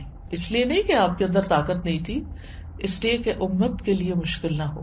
کیونکہ امت میں بہت سارے لوگ ایسے ہوتے ہیں جو نبی صلی اللہ علیہ وسلم کی ہر بات کو کاپی کرنا چاہتے ہیں، ہر سنت کی پیروی کرنا چاہتے ہیں، تو پھر یہ چیز مشکل ہو جاتی.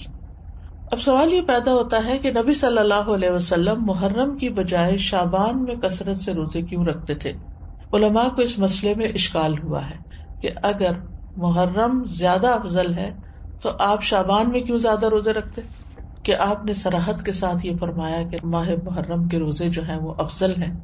تو اس میں بعض علماء یہ کہتے ہیں کہ شاید آپ کو محرم کی فضیلت کا علم زندگی کے آخری ایام میں ہوا، یعنی شروع سے نہیں یہ بات بتائی گئی.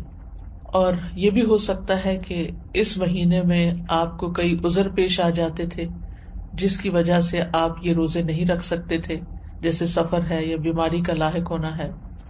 لیکن چونکہ آپ نے فرما دیا ہے کہ یہ افضل ہے تو بہرحال یہ افضل ہے، یعنی اس مہینے میں روزے رکھنا.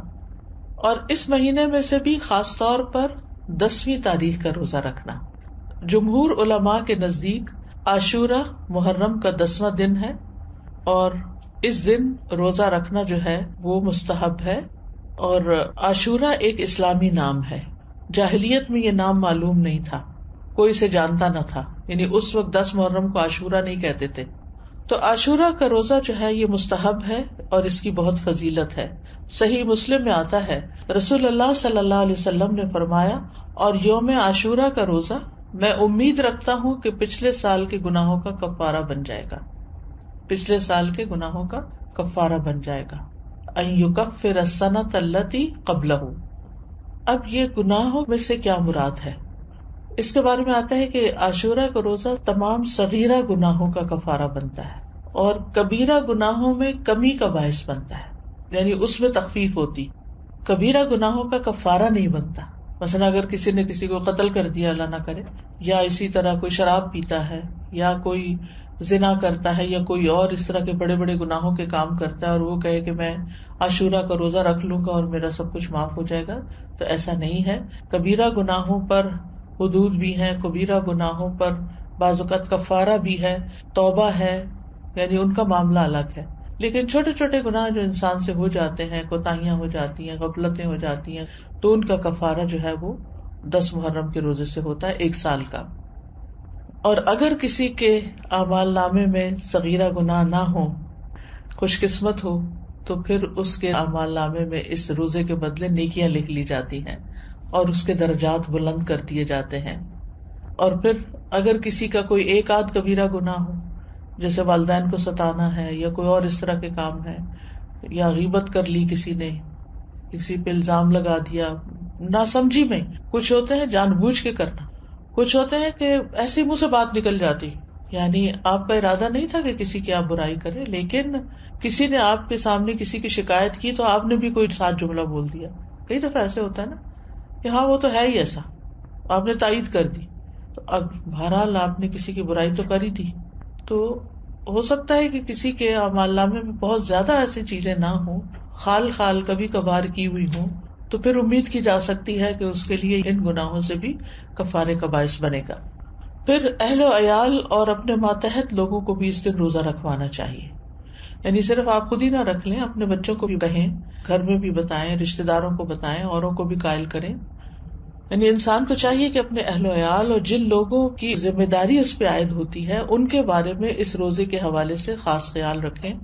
سحری کے لیے ان کو جگائیں، ان کو سحری بنا کے دیں، ان کو روزہ رکھنے پر مدد کریں، تو ان کا بھی ثواب آپ کو مل جائے گا. ربیہ بنت معوذ رضی اللہ عنہما سے روایت ہے، وہ کہتی ہیں کہ نبی صلی اللہ علیہ وسلم نے عاشورہ کے دن صبح کے وقت انصار کی بستیوں میں یہ پیغام بھیجا کہ جس نے آج روزہ نہ رکھا ہو وہ باقی دن کچھ نہ کھائے، اور جس نے روزہ رکھا ہو وہ روزے سے رہے. یعنی جس نے تو صبح سے کچھ نہیں کھایا وہ اب کچھ نہ کھائے، اور جس نے اگر کچھ کھا بھی لیا باقی دن کا روزہ رکھ لے. یعنی اتنی تاکید ہے. ربیہ کہتی ہیں کہ اس حکم کے بعد ہم عاشورہ کا روزہ رکھتی تھیں اور اپنے بچوں کو بھی رکھواتی، نیز انہیں بہلانے کے لیے ہم روئی کے کھلونے بنا دیتی. جب ان میں سے کوئی کھانے کے لیے روتا تو ہم اسے وہ کھلونا دے دیتی، یہاں تک کہ افطار کا وقت آ جاتا. یعنی بہلا پسلا کے بچوں کو بھی روزہ رکھوا دیتی.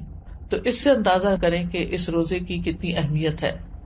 پھر اسی طرح اہل کتاب بھی یہ روزہ رکھا کرتے تھے، یعنی جو مدینہ میں یہودی تھے وہ بھی یہ روزہ رکھتے تھے. تو نبی صلی اللہ علیہ وسلم نے ان کی مخالفت کرتے ہوئے 10ویں کے ساتھ 9ویں کے روزے کو بھی مستحب قرار دیا. صحیح مسلم میں ہے، عبداللہ بن عباس کہتے ہیں کہ جب رسول اللہ صلی اللہ علیہ وسلم نے یوم عاشورہ کا روزہ رکھا اور اس دن روزہ رکھنے کا حکم دیا تو صحابہ نے عرض کی، اللہ کے رسول، یہی دن ہے جس کی یہود و نصارہ تعظیم کرتے ہیں. یعنی ان کے نزدیک بھی یہ دن بڑا امپورٹنٹ ہے. اس پر رسول اللہ صلی اللہ علیہ وسلم نے فرمایا، جب آئندہ سال ہوگا تو اگر اللہ نے چاہا ہم 9ویں دن کا بھی روزہ رکھیں گے. اس کے بعد آئندہ سال نہیں آیا کہ رسول اللہ صلی اللہ علیہ وسلم وفات پا گئے. دوسری روایت میں یہ الفاظ ہیں، عبداللہ بن عباس کہتے ہیں کہ رسول اللہ صلی اللہ علیہ وسلم نے فرمایا، اگر میں آئندہ سال تک زندہ رہا تو لازماً 9ویں کا روزہ رکھوں گا. ابو بکر کی روایت میں ہے، ابن عباس نے کہا آپ کی مراد عاشورہ کے دن سے تھی، یعنی 10ویں کی بجائے 9ویں کا رکھوں گا، یہ بھی مراد لی گئی. لیکن بہتر یہی ہے کہ وہ 10ویں، کیونکہ اس پر آپ کا قول ہے کہ وہ پورے سال کے گناہوں کا کفارہ ہے، اور اس کے ساتھ 9ویں کا روزہ رکھ لیا جائے تاکہ 2 دن ہو جائیں. اور جو 9 محرم کا روزہ نہ رکھ سکے تو وہ 10ویں کے ساتھ 11ویں کا روزہ رکھ لے. اور اس دفعہ تو جمعرات کا روزہ آ رہا ہے 8 کو شاید، پھر اس کے بعد 9ویں کا آ جائے گا، پھر 10ویں کا آ جائے گا، پھر 11ویں کا آ جائے گا، پھر اس کے بعد شاید منڈے آ جائے، پھر اس کے بعد ایام بیز آ جائیں. تو جمعرات سے جمعرات تک پورا عشرہ ہی افضل بن جاتا ہے. اور اسی طرح چاند کی تاریخ میں غلطی کا اندیشہ ہو تو 3 دن روزہ رکھ لیں، 9، 10، 11 کو رکھ لیں. تو اس بات میں کوئی رکاوٹ نہیں کہ 10ویں تاریخ کے بارے میں احتیاط برتی جائے. بعض اوقات اختلاف مطالعے کی وجہ سے لوگ کنفیوژن کا شکار ہوتے ہیں، آپس میں جھگڑتے ہیں، آج 9ویں ہے یا آج 10ویں ہے، آج کیا ہے کیا نہیں. تو ایسی صورت میں اگر انسان ایک دن پہلے کا روزہ بھی رکھ لے تو کوئی حرج نہیں. بعض علماء کے نزدیک عاشورہ کے روزے کے 3 مراتب ہیں. پہلا، 3 دن روزے رکھنا. مرتبہ کا مطلب یہ کہ بلند درجہ ہے. 9ویں، 10ویں اور 11ویں کا روزہ رکھنا. اور اس بارے میں ایک ضعیف روایت بھی بیان کی جاتی ہے، اور بعض سلف صالحین سے بھی وارد ہوا ہے کہ وہ احتیاط کے طور پر ایسا کرتے تھے. دوسرا درجہ کیا ہے؟ 9ویں اور 10ویں کا روزہ رکھنا. اکثر احادیث اس کی تائید کرتی ہیں اور اسی کے بارے میں سنت وارد ہوئی، جیسے میں نے پہلے حدیث بتائی آپ کو. اور تیسرا ہے صرف 10ویں کا روزہ رکھنا، اور ایسا کرنا جائز ہے، مکروہ نہیں ہے. یعنی جن کو اللہ تعالیٰ توفیق دے تو وہ اعلیٰ درجے کا کام کرے، 3 دن روزہ رکھے، 9ویں، 10ویں، 11ویں. جو 3 نہیں رکھ سکتے وہ کم از کم 2 دن کا رکھیں، 9ویں، 10ویں کا رکھیں یا 10ویں، 11ویں کا رکھیں. اور جن کے لیے بہت ہی مشکل ہے وہ کم از کم 10ویں تاریخ کا روزہ ضرور رکھ لیں. یہ بات واضح کرنا اس لیے ضروری ہے کہ اگر کوئی 9 اور 10 کا نہیں رکھ سکتا، صرف 10 کا رکھ رہا ہے تو اس پر نکیر نہ کی جائے. اس کو برا بھلا نہ کہا جائے یا یہ نہ کہا جائے کہ تم نے غلط کیا. یہ غلط نہیں ہے، یہ درجے اور مرتبے ہیں. اسی طرح 10 محرم اگر جمعہ یا ہفتہ کو آ رہی ہو تو اس ایک دن کا روزہ رکھنا بھی جائز ہے. خالی جمعے کو اکیلا کر کے روزہ رکھنا عام طور پر پسندیدہ نہیں، لیکن اگر محرم کا روزہ اس تاریخ کو آ رہا ہے، عاشورہ کا روزہ، تو پھر جمعے کے دن بھی رکھا جا سکتا ہے. پھر اسی طرح اگر فرض روزوں کی قضا باقی ہو، عموماً یہ کہا جاتا ہے نا کہ اگر آپ کے اوپر فرض روزے ہیں تو پہلے وہ پورے کریں پھر نفل پہ آئیں، لیکن اس روزے کی فضیلت کی وجہ سے آپ اس دن کا روزہ رکھ لیں، پھر اس کے بعد باقی قضا پوری کر لیں. یعنی فرض کی قضا سے پہلے خاص دن کا نفلی روزہ رکھنا جائز ہے. یہ ہے مسئلہ. یعنی اگر کسی نے ابھی فرض پورے نہیں کیے تو نفلی سے محروم نہ رہے. یہ روزہ اس لیے رکھنا چاہیے کہ یہ خاص دن کا روزہ ہے، جبکہ رمضان کے روزوں کی قضا کی جو مدت ہے اس میں بہت وسعت ہے، اس کی بریکٹ بڑی ہے. بعض علماء کے نزدیک عاشورہ کے روزے کو فرض کی نیت سے رکھا جا سکتا ہے، یعنی قضا بھی رکھی جا سکتی ہے، یعنی 9ویں 10ویں کا اگر وہ قضا کے اس میں رکھ سکتا ہے. لیکن یہ بعض کی رائے ہے، وہ کہتے کہ قضا صحیح ہوگی اور ساتھ ہی 10ویں تاریخ کو روزہ رکھنے کا ثواب بھی ہو جائے گا. یہ شیخ ابن عثیمین کا فتویٰ ہے، ان کے خیال میں ایسا کیا جا سکتا ہے. لیکن افضل یہی ہے کہ عاشورہ کا روزہ نفل نیت سے ہی رکھا جائے، فرض کو اس میں مکس نہ کیا جائے، اور 10ویں کے علاوہ جو باقی دن ہیں ان میں اپنے قضا روزے ادا کر لے انسان. لیکن 9 اور 11 کا روزہ قضا کی نیت سے رکھنا جائز ہے. سمجھ گئے؟ یعنی 10ویں کا روزہ قضا کی نیت سے نہ رکھے، لیکن 9ویں اور 11ویں کا رکھ لے، کیونکہ 9ویں اور 11ویں کے روزے کی کوئی خاص فضیلت نہیں بتائی گئی. پھر اسی طرح حالت سفر میں اگرچہ روزہ رکھنا منع ہے، لیکن اگر مشقت نہ ہو تو عاشورہ کا روزہ سفر میں بھی رکھا جا سکتا ہے. یعنی اگر آپ ٹریول کر رہے ہیں تو بھی آپ روزہ رکھ سکتے ہیں. لیکن حائضہ اور نفاس والی عورت کے لیے عاشورہ کا روزہ رکھنا منع ہے، جیسے رمضان کے روزے رکھنا منع ہے. رمضان کے روزوں کی قضا ہے لیکن عاشورہ کے روزے کی قضا نہیں ہے. یعنی اگر کسی خاتون سے عاشورہ کا روزہ چھٹ گیا ہے شرعی عذر کی وجہ سے، پیریڈز کی وجہ سے یا نفاس کی وجہ سے، تو ایسی صورت میں اس کو محرم کے کسی اور دن عاشورہ کا روزہ رکھنے کی ضرورت نہیں ہے. محرم کے روزے ویسے ہی افضل ہے تو وہ روزہ رکھ لے. ابو موسیٰ سے روایت ہے، وہ کہتے ہیں رسول اللہ صلی اللہ علیہ وسلم نے فرمایا، جب آدمی بیمار ہوتا ہے یا سفر کرتا ہے تو وہ جس قدر عبادات بحالت اقامت اور دوران صحت میں کرتا تھا اس کے لیے وہ سب لکھ دی جاتی ہیں. یعنی اگر ایک خاتون ہے ہر سال روزہ رکھتی ہیں عاشورہ کا، لیکن اس سال وہ شرعی عذر کی وجہ سے نہیں رکھ سکتی، تو بعض اوقات پریشان ہونے لگتے ہیں، وہ کمپلین کرنے لگتے ہیں، کیا بنے گا، کیا ہو گیا، یہ کیوں ہو گیا، وہ کیوں ہو گیا. نہیں، یہ تو اللہ کی طرف سے ہے عذر. کوئی بھی خاتون خود اپنے ایام تو نہیں شروع کر سکتی ہے، تو ایک فطری طریقہ ہے، اور اس کو اپنے وقت پر ہی جب اللہ کا حکم ہوتا ہے شروع ہونا ہوتا ہے. تو ایسی صورت میں اس کو یہ تسلی رکھنی چاہیے کہ میں نے صحت کی حالت میں جو روزے رکھے ہیں، انشاءاللہ اگر اس دفعہ میں عذر کی وجہ سے نہیں رکھ سکتی تو اللہ تعالیٰ مجھے اس کا بھی اجر دے دے گا. اس سے ایک بات یہ پتہ چلتی ہے کہ صحت کی حالت میں انسان کو جتنی نیکیاں ہو سکے کر لینی چاہیے، تاکہ بیماری کے دنوں میں ان کا اجر لکھا جاتا رہے. یعنی انسان کو صحت کی حالت میں نیکیوں کا حریص ہونا چاہیے، اپنے معمولات بنانے چاہیے. یہ نہیں ہیپیزرلی کبھی کچھ کر لیا کبھی کچھ کر لیا، نہیں.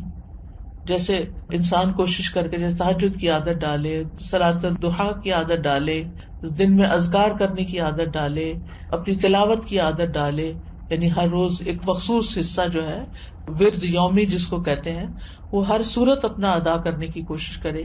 نمازوں کے بعد کی سنتوں کی پابندی کرے.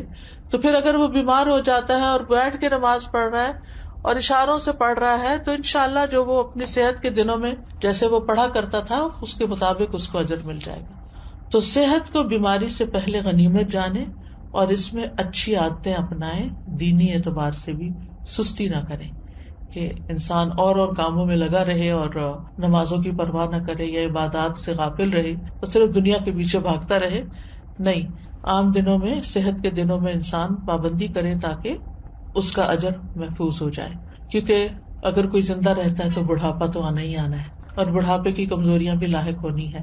یہ الگ بات ہے کہ کچھ لوگوں کو اللہ سبحانہ وتعالیٰ ایسی توفیق دیتا ہے کہ وہ بڑھاپے میں بھی اپنی عبادت جاری رکھتے ہیں، بلکہ وہ جوانی سے بھی زیادہ اس میں عبادت کرتے ہیں کہ اب فرصت ہو گئی، فراغت ہو گئی، اور یہ اللہ ہی کی توفیق سے ہوتا ہے۔ تو عام دنوں میں جو کی جانے والی عبادت ہے اس کو انسان شوق سے کرے، پابندی کے ساتھ کرے، چھوٹی چھوٹی باتوں پر ان چیزوں کو چھوڑ نہ دے۔ عاشورہ کا روزہ پہلے فرض تھا، بعد میں اس کی فرضیت منسوخ ہو گئی تھی، مستحب ہو گیا تھا۔ حضرت عائشہ کہتی ہیں کہ رمضان کے روزے فرض کیے جانے سے پہلے رسول اللہ صلی اللہ علیہ وسلم عاشورہ کے روزے کا حکم دیا کرتے تھے۔ اس کے بعد جب رمضان کا مہینہ فرض کر دیا گیا تو جو چاہتا عاشورہ کے دن روزہ رکھ لیتا اور جو چاہتا نہ رکھتا۔ نبی صلی اللہ علیہ وسلم نے اس دن کو روزہ رکھنے کو پسند کیا، اسی لیے اس کو مستحب کہا جاتا ہے، پسندیدہ کہا جاتا ہے۔ معاویہ بن ابی سفیان کہتے ہیں، میں نے رسول اللہ صلی اللہ علیہ وسلم سے اس دن کے بارے میں سنا، آپ فرما رہے تھے یہ عاشورہ کا دن ہے، اللہ نے تم پر اس کا روزہ فرض نہیں کیا، میں روزے سے ہوں، تم میں سے جو اس کا روزہ رکھنا پسند کرے وہ روزہ رکھے اور جو روزہ نہ رکھنا چاہے وہ نہ رکھے۔ یعنی نفلی روزہ ہے، اس لیے اگر کوئی نہیں رکھنا چاہتا تو میں اس کو پابند نہیں کرتا۔ تو فرض فرض ہے اور نفل نفل ہے، لیکن آپ جانتے ہیں کہ نوافل کے ادا کرنے سے بھی انسان اللہ کی محبت پاتا ہے۔ پھر ایک اور روایت کے مطابق آپ نے اس دن روزہ رکھنے کے بارے میں لوگوں کو اختیار دیا تھا۔ صحیح مسلم میں ہے، عبداللہ ابن عمر رضی اللہ عنہ سے روایت ہے کہ اہل جاہلیت عاشورہ کے دن کا روزہ رکھتے تھے، اور رسول اللہ صلی اللہ علیہ وسلم اور مسلمانوں نے بھی رمضان کی فرضیت سے پہلے اس کا روزہ رکھا۔ اس کے بعد رمضان فرض کر دیا گیا تو رسول اللہ صلی اللہ علیہ وسلم نے فرمایا عاشورہ بھی اللہ کے دنوں میں سے ایک دن ہے، جو چاہے اس کا روزہ رکھ لے اور جو چاہے چھوڑ دے۔ لیکن یہ یاد رکھیے کہ عرفہ کا روزہ عاشورہ کے روزے سے افضل ہے۔ ابھی پچھلے مہینے جو عرفہ کا روزہ رکھا گیا تھا، 9 تاریخ کا روزہ، وہ 2 سال کے گناہوں کا کفارہ ہے، جبکہ محرم کا روزہ جو ہے وہ 1 سال کے گناہوں کا کفارہ ہے۔ اس کی حکمت کے بارے میں کہا جاتا ہے کہ 10ویں محرم کا روزہ موسیٰ علیہ السلام کی طرف منسوب ہے، اور عرفہ کا روزہ نبی صلی اللہ علیہ وسلم کی طرف منسوب ہے۔ جیسا کہ آپ جانتے ہیں کہ موسیٰ علیہ السلام کو اللہ تعالیٰ نے اس دن فرعون سے نجات دی تھی جب وہ سمندر پار کر آئے تھے بنی اسرائیل کے ساتھ، تو اس کے لیے شکرانے کے طور پر بنی اسرائیل اس کا روزہ رکھا کرتے تھے۔ اور یہ ہماری شریعت کے خصائص میں سے ہے کہ نبی صلی اللہ علیہ وسلم کی طرف جو چیز منسوب ہو، آپ کی برکت کی وجہ سے اس کا اجر زیادہ کر دیا جاتا ہے۔ ویسے بھی اس امت کے اجر باقی امتوں کے مقابلے میں زیادہ ہے۔ اسی طرح کچھ اور وجوہات بھی بتائی گئی ہیں، اور یہ کہا جاتا ہے کہ عرفہ کا دن جو ہے وہ حرمت کے مہینوں میں سے درمیانی مہینے میں، اس سے پہلے بھی حرمت والا مہینہ ہے، اس کے بعد بھی۔ یہ ایک رائے ہے۔ ایک قول یہ ہے کہ 10ویں محرم کو اللہ نے موسیٰ علیہ السلام پر اپنی نعمت کو مکمل کیا، انہیں ان کے دشمن سے نجات دی، اور عرفہ کے دن اللہ نے اپنے رسول محمد صلی اللہ علیہ وسلم پر رسالت مکمل کر کے ان پہ انعام فرمایا۔ الیوم اکملت لکم دینکم واتممت علیکم نعمتی ورضیت لکم الاسلام دینا۔ اور دین میں حاصل ہونے والی مکمل نعمت جسم میں حاصل ہونے والی مکمل نعمت سے زیادہ افضل ہے۔ یعنی بنی اسرائیل کو نعمت ملی تھی جسمانی آزادی کی، جو فرعون نے ان کو غلام بنا رکھا تھا، اور محمد صلی اللہ علیہ وسلم کی امت کو کامل دین ملا اس دن۔ تو دین جو ہے وہ جسم سے افضل ہے۔ دینی نعمتیں، روحانی نعمتیں جسمانی نعمتوں سے افضل ہوتی ہیں، لیکن ہم عام طور پر جسمانی نعمتوں کے حصول کے لیے زیادہ کوشش بھی کرتے ہیں اور زیادہ ایکسپرٹیز حاصل کرتے ہیں۔ پھر اسی طرح اس مہینے کے روزے ہوں یا عرفہ کا روزہ ہو یا رمضان کا روزہ ہو، روزوں کے اپنے جسمانی اور نفسیاتی فوائد ہیں، اور بعض اوقات انسان کی عقل سے باہر ہے۔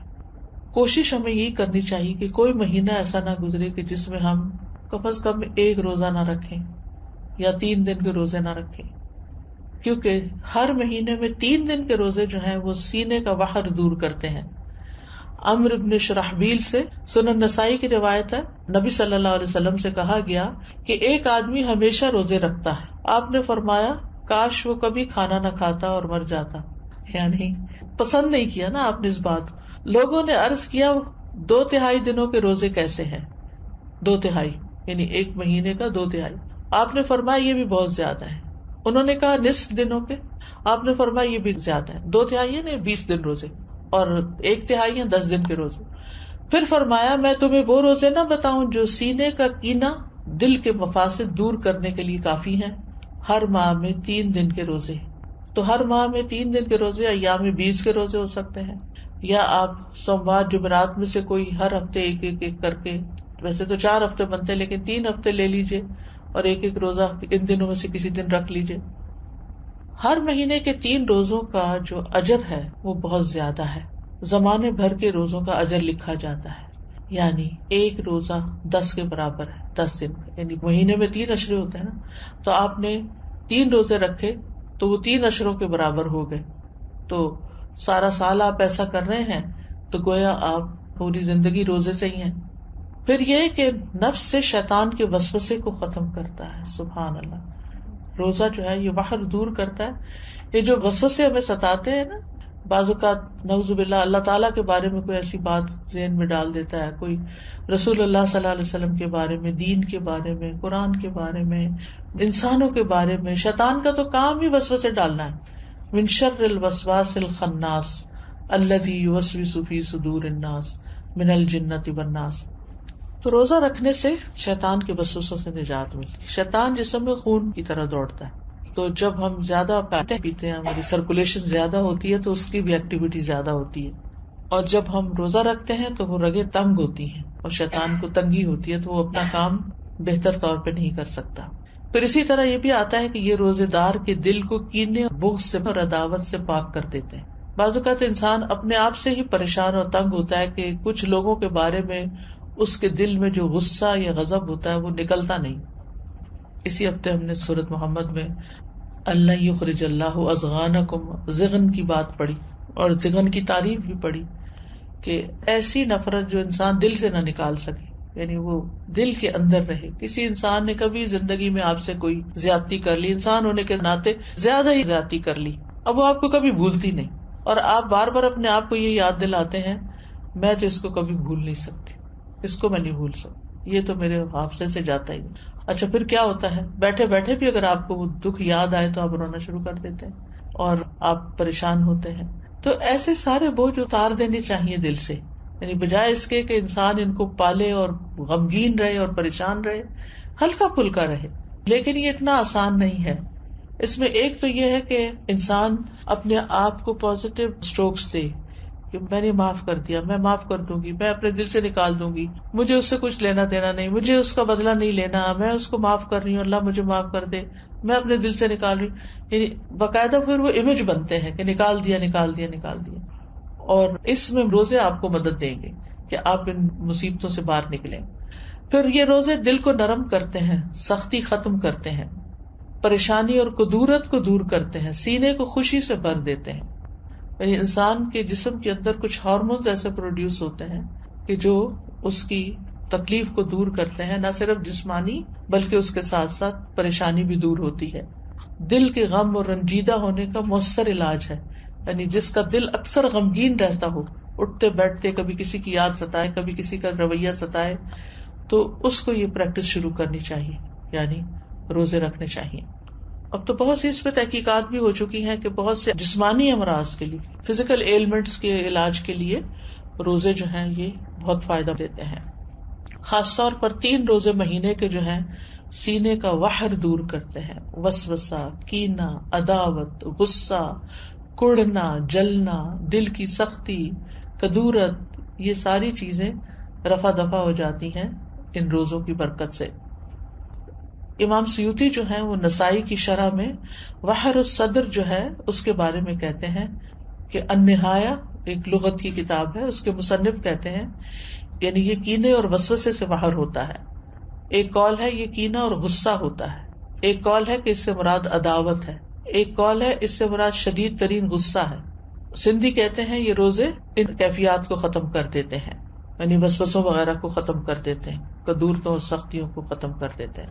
لیکن روزہ اللہ کی خوشنودی کے لیے رکھنا چاہیے، اس نیت سے نہیں رکھنا چاہیے کہ میرے سینے کا کینہ دور ہو جائے. یہ یاد رکھیے، عبادت ساری کی ساری اللہ کی رضا کے لیے ہونی چاہیے، ثواب حاصل کرنے کی نیت سے ہونی چاہیے. یعنی جو روزہ رکھنا چاہتا ہے اس کے لیے ضروری ہے کہ وہ خالص اللہ کی رضا اور ثواب طلب کرنے کی نیت سے روزہ رکھے. جو صرف بیماریوں کی شفا کے لیے روزہ رکھے گا یا وہر دور کرنے کے لیے روزہ رکھے گا تو وہ قبولیت کی شرط کو کھو دے گا، کیونکہ جو کام اللہ کے لیے نہ ہو وہ فائدہ نہیں دیتا۔ تو بہرحال 10ویں محرم کے دن کی ہم بات کر رہے تھے اور روزے کی بات کر رہے تھے۔ تو 10ویں محرم کا دن جو ہے ہر دور کے مسلمانوں کے درمیان ایک تعلق بھی قائم کرتا ہے۔ صحابہ نے رکھا، پھر تابعین نے، پھر تبع تابعین نے، پھر امت کے باقی نیک لوگوں نے، پھر آج ہم بھی رکھ رہے ہیں، تو ہم سب کا ایک کنیکشن ہو جاتا ہے، نیکی کے کام میں ایک تعلق ہو جاتا ہے، اور ہمارا جو ایک ایمانی بھائی چارہ ہے اس کو وہ عملاً ثابت کرتا ہے۔ والمؤمنون والمؤمنات بعضهم اولیاء بعض، مومن مرد اور عورتیں ان کے بعض کے دوست ہیں، اور یہ دوستی صرف اپنے زمانے کے لوگوں کے لیے نہیں بلکہ پیچھے سے چلی آ رہی۔ اور 10ویں محرم کا دن شکر ادا کرنے اور مصیبتوں میں اللہ سے مدد طلب کرنے کا دن ہے۔ اس دن موسیٰ علیہ السلام سے ان کی قوم نے کہا انا لمدرکون، سورۃ الشعراء کی آیت نمبر 61 ہے۔ تو موسیٰ علیہ السلام نے جواب دیا کلا ان معی ربی سیہدین، ہرگز نہیں، بے شک میرے ساتھ میرا رب ہے، وہ مجھے ضرور راستہ بتائے گا، وہ میری مدد کرے گا۔ تو بہرحال جب قوم پار ہو گئی تو پھر موسیٰ علیہ السلام نے شکرانے کے روزے کے لیے کہا۔ جاہلیت میں لوگ اس دن کی تعظیم کرتے تھے اور اس دن کعبے کا غلاف پہناتے تھے، یعنی یہ دن انہوں نے کعبے پر غلاف پہنانے کے لیے خاص کیا ہوا تھا۔ حضرت عائشہ کہتی ہیں کہ لوگ رمضان کے روزے فرض ہونے سے پہلے عاشورہ کا روزہ رکھتے اور اس روز کعبہ کو غلاف پہنایا جاتا تھا۔ تو بہرحال 10ویں محرم کا روزہ تعظیمی اور شکرانے کا روزہ ہے، اور یہ ایک یاد دہانی ہے کہ کس طرح اللہ تعالیٰ نے موسیٰ علیہ السلام کو نجات دی اور ان کے دشمنوں کو ہلاک کیا، اور یہ اس بات کی بھی یاد دہانی ہے کہ اللہ تعالیٰ کس طرح مومنوں کی مدد کرتا ہے اور مومنوں کے دشمنوں کو غارت کر دیتا ہے۔ اس مہینے میں کچھ بدعات وغیرہ بھی رائج ہیں، اور کچھ لوگوں نے اس مہینے کو حضرت حسین رضی اللہ تعالیٰ عنہ کے ساتھ خاص کر دیا ان کی شہادت کے واقعے سے۔ ان کی شہادت تو بعد میں ہوئی، اور یہ جتنی باتیں میں نے آپ کو بتائی ہیں یہ ان سے پہلے کی ہی ہمارے دین میں موجود ہیں۔ تو ہمیں یہ دیکھنا چاہیے کہ شہادت جو ہے وہ حضرت عمر کی بھی ہوئی ہے، حضرت عثمان کی بھی ہوئی ہے، حضرت علی کی بھی ہوئی ہے، حضرت حسین رضی اللہ عنہ کی بھی ہوئی ہے، ان کے گھر والوں کی بھی ہوئی ہے، اور بھی امت میں بہت سے لوگوں کی ہوئی۔ جنگ بدر میں کچھ لوگ شہید ہوئے، جنگ احد میں بہت سے لوگ شہید ہوئے۔ تو شہادت تو ایک بہت اعلیٰ درجے کا مقام ہے، اور جو اللہ تعالیٰ کے پاس شہید ہو کر پہنچتے ہیں یستبشرون بنعمت من اللہ، وہ اللہ کی نعمتیں جو ان کو وہاں ملتی ہیں ان پر خوش ہوتے ہیں۔ تو اس لیے ہمیں ان کے لیے دعا کرنی چاہیے، لیکن دین میں ایسے کام نہیں کرنے چاہیے جو نبی صلی اللہ علیہ وسلم نے نہیں کیے، بلکہ ان سے منع بھی کیا۔ آپ صلی اللہ علیہ وسلم نے فرمایا وہ شخص ہم میں سے نہیں جو اپنے رخسار پیٹے، کپڑے پھاڑے اور جاہلیت کی باتوں کی طرح باتیں کرے۔ مومن مصیبت کے وقت صبر کرتا ہے، اجر کی نیت رکھتا ہے، تقدیر پہ راضی رہتا ہے۔ تو اس دن کو نہ ہی جشن کا دن بنانا چاہیے اور نہ ہی غم کا دن بنا لینا چاہیے، بلکہ وہ کرنا چاہیے جس کی ہمیں قرآن و سنت سے تعلیم ملتی ہے۔ بس دعا ہے کہ اللہ تعالی ہمیں روزے رکھنے کی توفیق عطا فرما دے، کیونکہ واقعی یہ ایک بڑا جہاد ہے نفس سے، اور خاص طور پر جب انسان بیمار ہو جاتا ہے تو اس صورت میں اور بھی مشکل ہو جاتا ہے، اور جو جو عمر بڑھتی جاتی ہے، لیکن اگر عادت پڑ جائے تو پھر انسان کے لیے آسان ہو جاتا ہے۔ وآخر دعوانا ان الحمد للہ رب العالمین، سبحانک اللہم وبحمدک، اشہد ان لا الہ الا انت، استغفرک واتوب الیک۔ السلام علیکم ورحمۃ اللہ وبرکاتہ۔ نحمده ونصلی علی رسولہ الکریم، اما بعد فاعوذ باللہ من الشیطان الرجیم، بسم اللہ الرحمن الرحیم۔ رب اشرح لی صدری ویسر لی امری واحلل عقدۃ من لسانی یفقہوا قولی۔ جیسا کہ آپ سب جانتے ہیں کہ نیا سال شروع ہو چکا ہے محرم الحرام کے مہینے سے۔ محرم اللہ کا مہینہ ہے، ہجری سال کا پہلا مہینہ، اور یہ حرمت والے مہینوں میں سے سب سے آخری مہینہ ہے، یعنی 3 جو پے در پے مہینے ہیں ان میں سے آخری مہینہ ہے۔